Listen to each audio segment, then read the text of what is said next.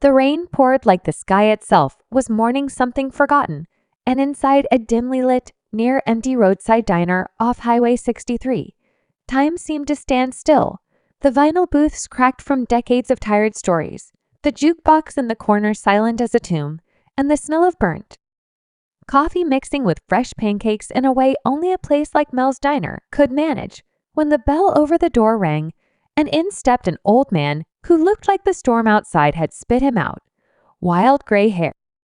matted against his forehead, a threadbare coat splattered with what looked like dried paint or old memories, shoes worn so thin you could almost see his soul through the soles, and though a few eyes flicked his way, most quickly looked down, back to their eggs and screens, except for Carla, a young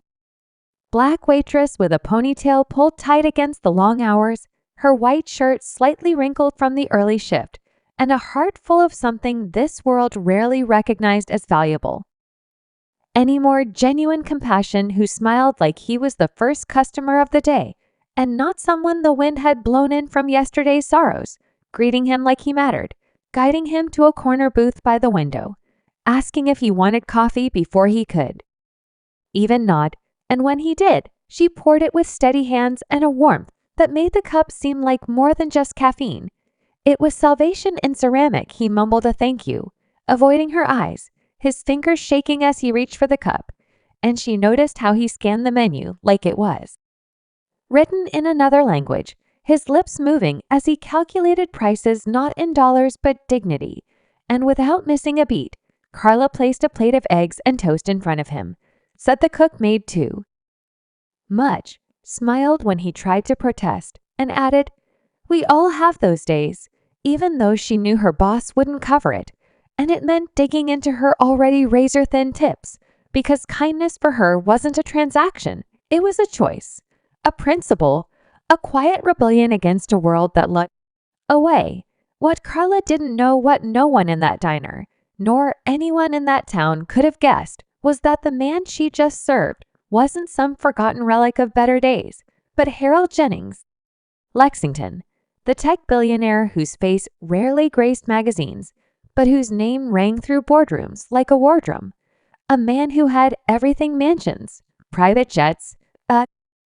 legacy etched in silicon and steel, but had grown weary of board meetings and red carpets, and yes-men who smiled with hollow eyes. And after his wife passed a year ago, and his adult children retreated into their empires of entitlement, Harold had decided to disappear, not to escape, but to search, to find someone in this cold, hurried world who still knew how to be kind without expectation, someone who hadn't been numbed by cynicism or jaded by greed. And so he took to the road in old clothes, unshaved, with nothing but a backpack and a secret mission to gift his fortune not to the next startup or institution, but to a single human being whose heart still beat for others, and Carla, who scraped by working double shifts while taking night classes in nursing, who walked to work rain or shine to save on bus fare, who slipped her number to elderly regulars just in case you fall again, who carried Band-Aids in her apron pocket and always remembered how customers took their coffee even. Those who barely remembered their own names was that rare soul he'd been looking for. And as Harold ate quietly, watching her move from table to table with grace, refilling mugs, joking with truckers, hugging the lonely, he felt something stir in him, something he hadn't felt in decades. Hope, not in systems or stock markets, but in people, in one person who reminded him of what the world could be if we simply cared more than we calculated. And when she came to clear his plate, he asked her name, and she told him Carla, with a C, like compassion, and he smiled, because of course it was, and he asked if he could leave a tip in cash, and she laughed, "Honey, if you have cash, you can do whatever you want," and winked.